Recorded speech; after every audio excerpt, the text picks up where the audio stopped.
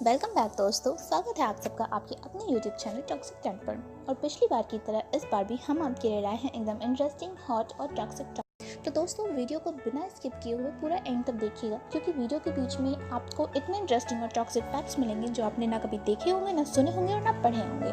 तो बने रहिएगा एंड तक हमारे साथ। दोस्तों जैसा कि आप सबको पता है कि हाल ही में हमारे पड़ोसी देश पाकिस्तान की सरकार के राजनेताओं ने भांग खा ली है और भांग खाकर पाकिस्तान का एक नया राजनीतिक नक्शा लॉन्च कर दिया है, जिसमें उन्होंने पीओके और जम्मू कश्मीर के साथ साथ जूनागढ़ को भी पाकिस्तान का हिस्सा बताया है। भारतीय सरकार ने पाकिस्तान की इस टुच्ची हरकत पर अपनी प्रतिक्रिया देते हुए कड़ा विरोध जताया है। वैसे सच कहूं तो हिंदुस्तान और यहाँ की जनता को इस बात से कोई फर्क नहीं पड़ने वाला है, क्योंकि छोटा आदमी गुंडाई करना चाहता करने दो, मजा लेना चाहता मजा लेने दो, उसके मुंह लगोगे अपने बराबर मठाओ, अच्छा लगेगा। पर फिर भी एक बात कहूंगी हर हिंदुस्तानी की तरफ से, अब तो सब बोल।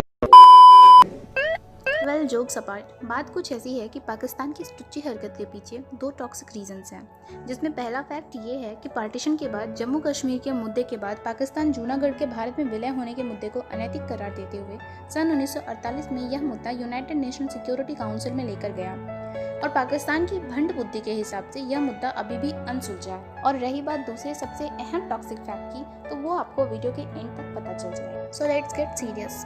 जुलाई 1947 में इंडियन इंडिपेंडेंस एक्ट आया, जिसके आधार पर हिंदुस्तान के 17 ब्रिटिश प्रोविंसेस यानी अंग्रेजों द्वारा शासित प्रांत और 563 प्रिंसली स्टेट्स यानी रियासतों का दो हिस्सों में विभाजन हुआ, हिंदुस्तान और पाकिस्तान।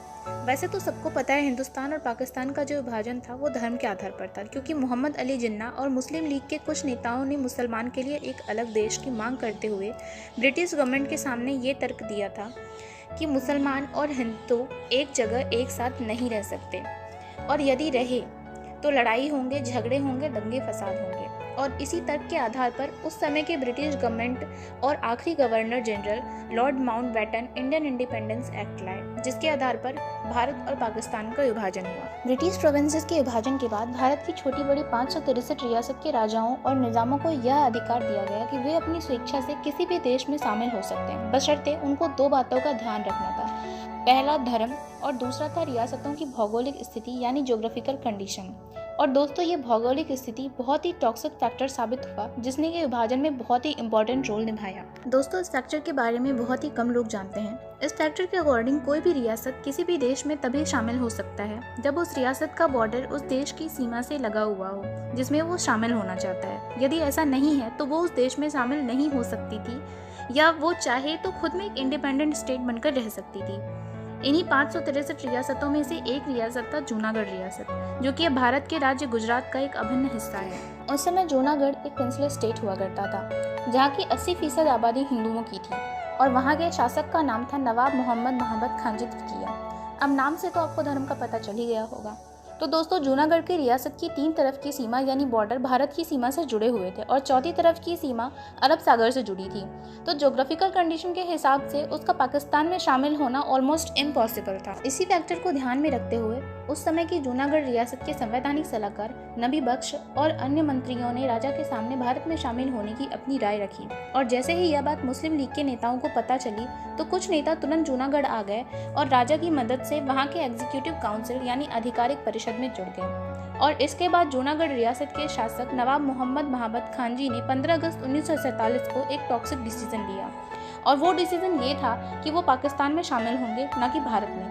राजा के इस फैसले के बाद यह खबर अखबार में छप गई और भारत सरकार के साथ साथ वहाँ की आम जनता ने भी राजा के इस फैसले का कड़ा विरोध किया। इस विद्रोह के बाद भी राजा जी अपने फैसले पर अड़े रहे और 16 सितंबर 1947 को राजा ने पाकिस्तान के साथ IOA इंस्ट्रूमेंट ऑफ एक्सेशन यानी पाकिस्तान में शामिल होने के समझौते पर दस्तखत कर दिए। इस दस्तखत के बाद जूनागढ़ में विद्रोह की आंधी बहुत तेज हो गई और भारत सरकार ने तुरंत अपने गवर्नर सेक्रेटरी VP मेनन को राजा को समझाने जूनागढ़ भेजा।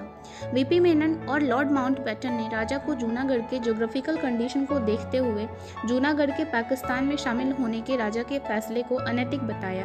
तो राजा ने उनके सामने यह तर्क रखा कि वह समुद्र के रास्ते पाकिस्तान से कनेक्टेड रहेंगे। इस बात से खफा भारत की सरकार ने तुरंत 24 अक्टूबर 1947 को जूनागढ़ सीमा पर इंडियन आर्मी तैनात कर दी और जूनागढ़ से सारे संपर्क खत्म कर दिए, जिस वजह से जूनागढ़ में सारे एसेंशियल कम्युनिकेशन बंद कर दिए गए, जिसमें खाद्य पदार्थों की सप्लाई, लेन देन, आना जाना सब पर रोक लगा दी।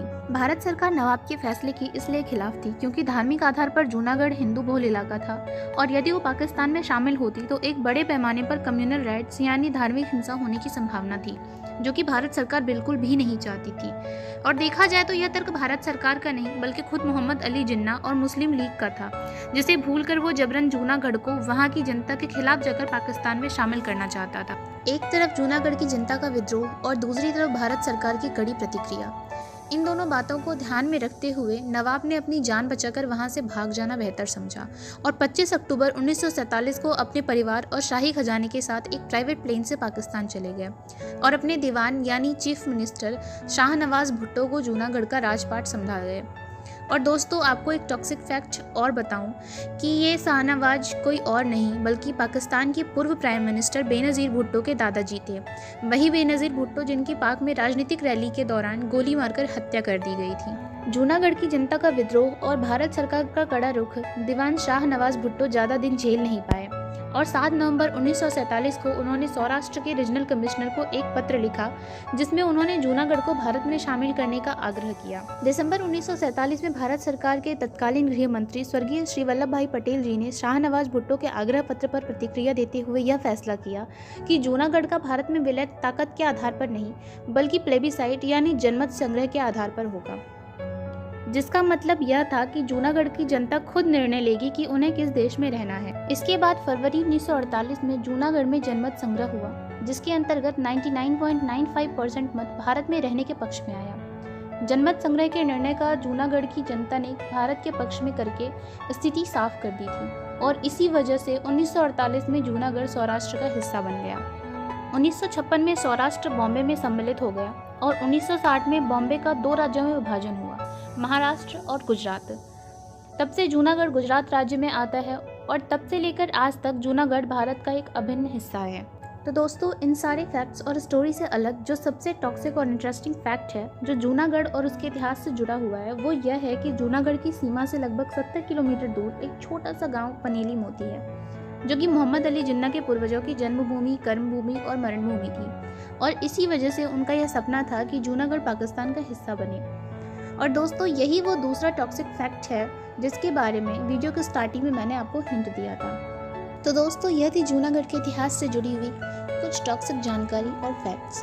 अगर आपको हमारा यह वीडियो पसंद आया हो तो लाइक, शेयर एंड कमेंट जरूर करें और अगर आपने अभी तक हमारे चैनल को सब्सक्राइब नहीं किया हो तो अभी सब्सक्राइब करें और अगले वीडियो के नोटिफिकेशन के लिए बेल आइकन दबाना ना भूलें। तब तक के लिए जय हिंद, जय भारत।